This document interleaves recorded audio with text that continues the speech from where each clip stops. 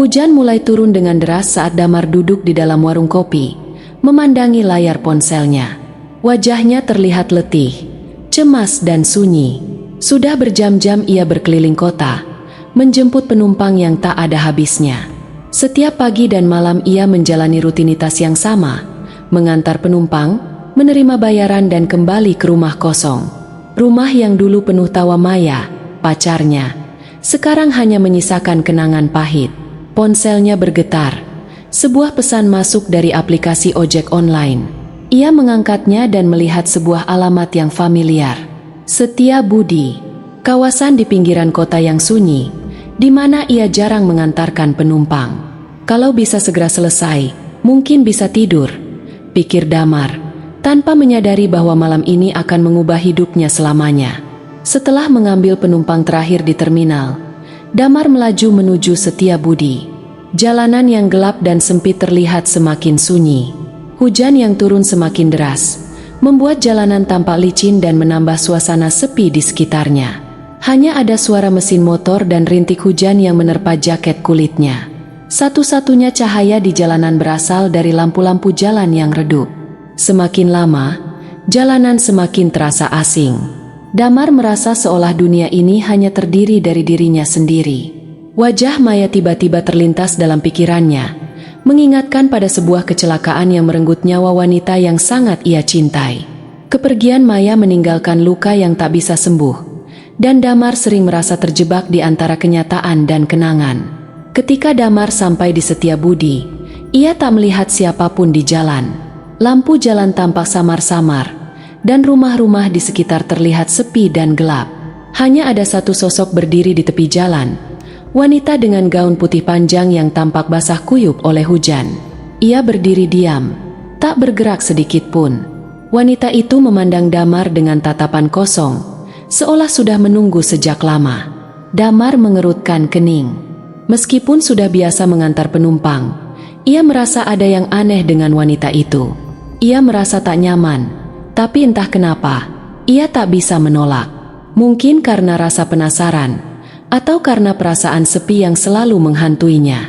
Wanita itu naik ke motor, duduk dengan tenang, tak berkata sepatah kata pun.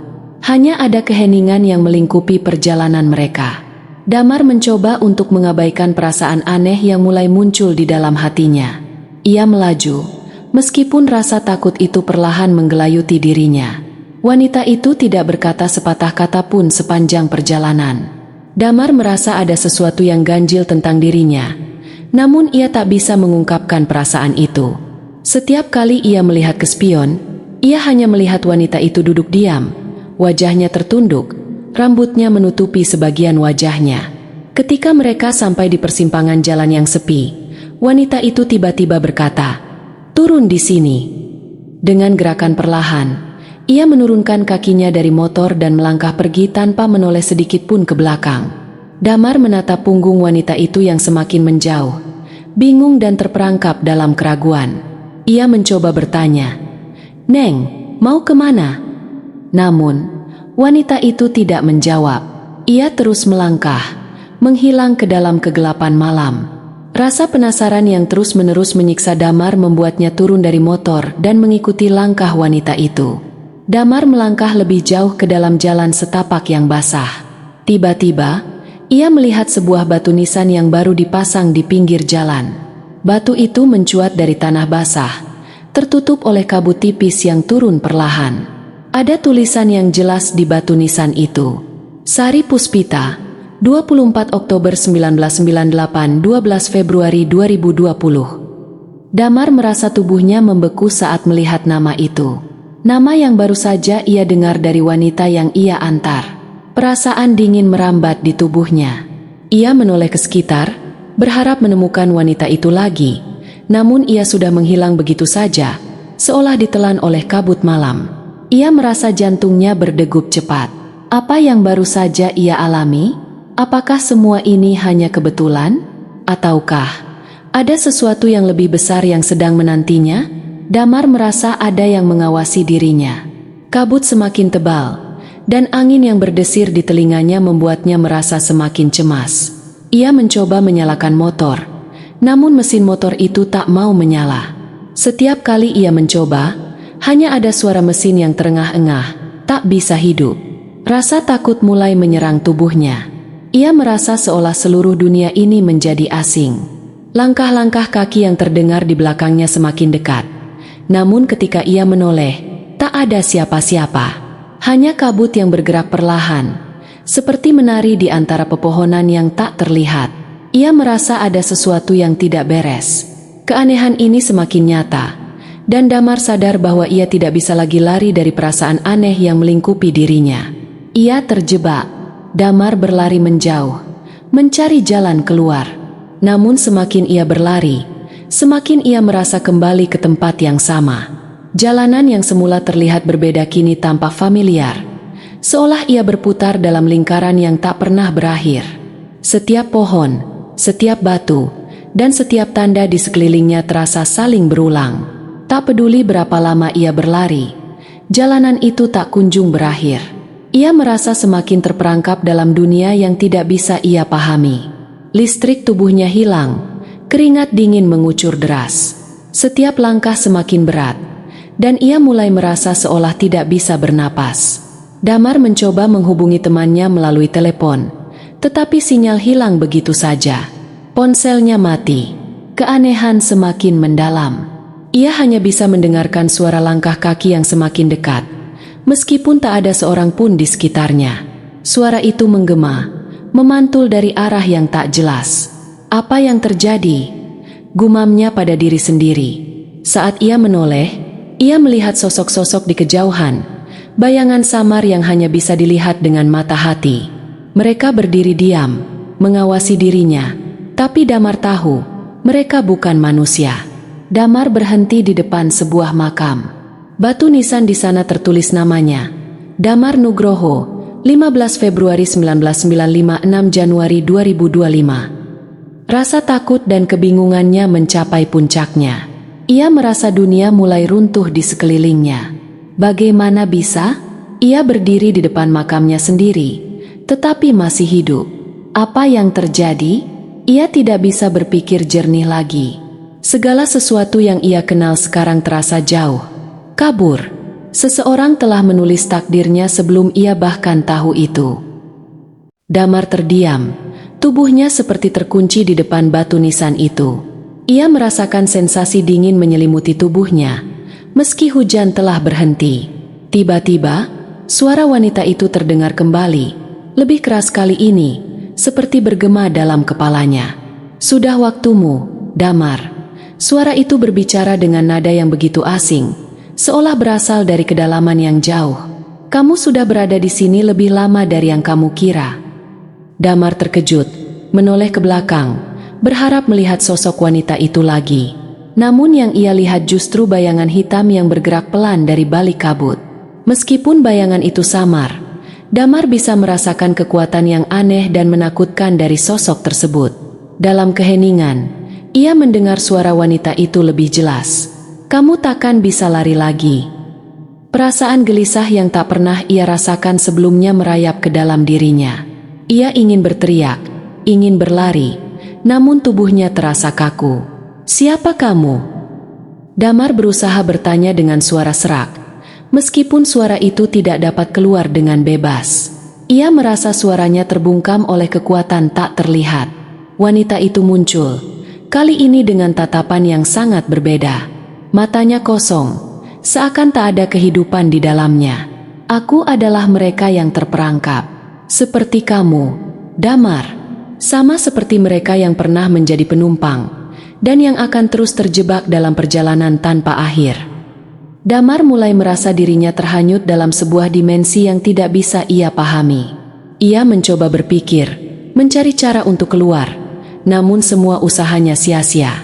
Setiap kali ia melangkah, ia kembali lagi ke tempat yang sama, dekat dengan batu nisan, dekat dengan jalan yang tampaknya tidak akan pernah berakhir.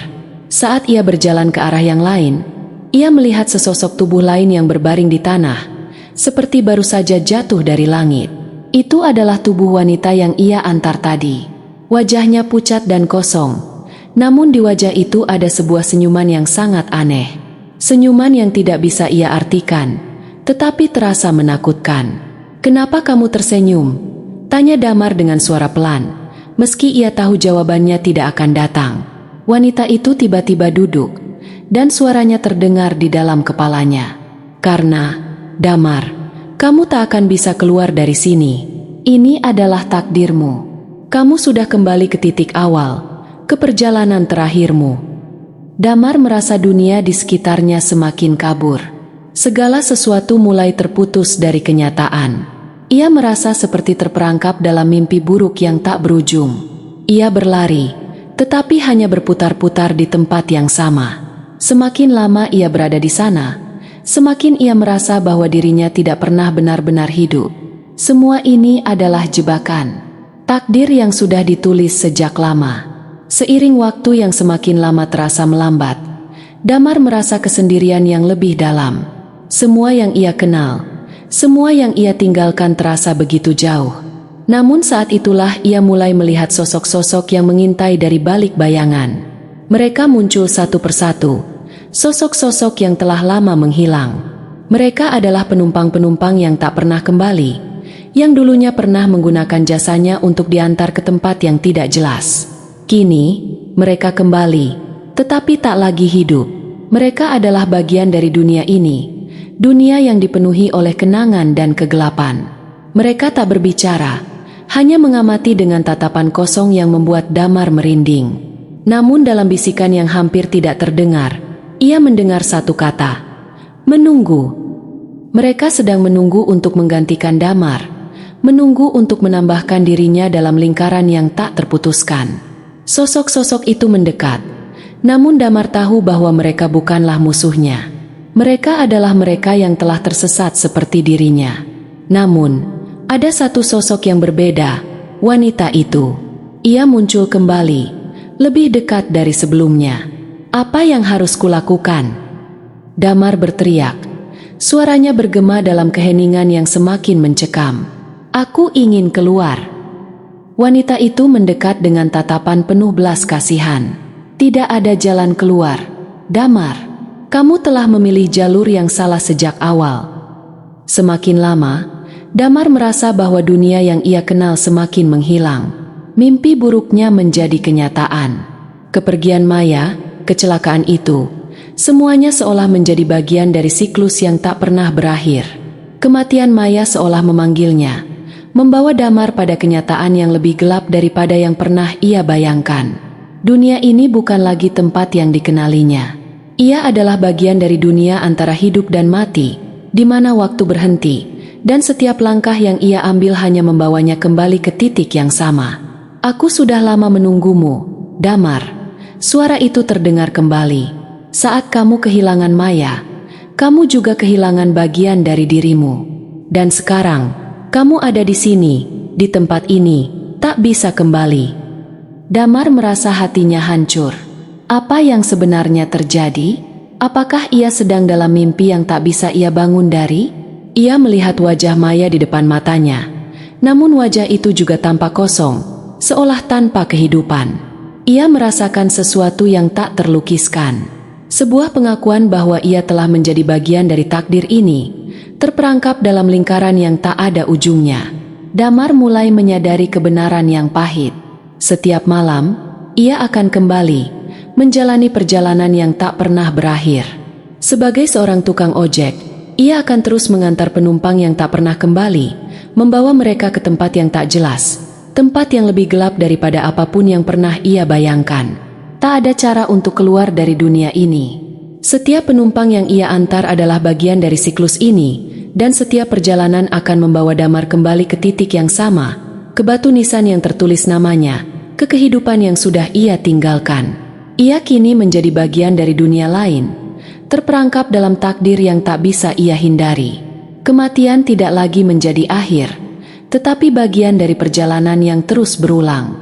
Setiap langkah, setiap perjalanan, hanya mengantarkannya lebih dekat kepada kenyataan bahwa ia tidak akan pernah kembali ke dunia nyata.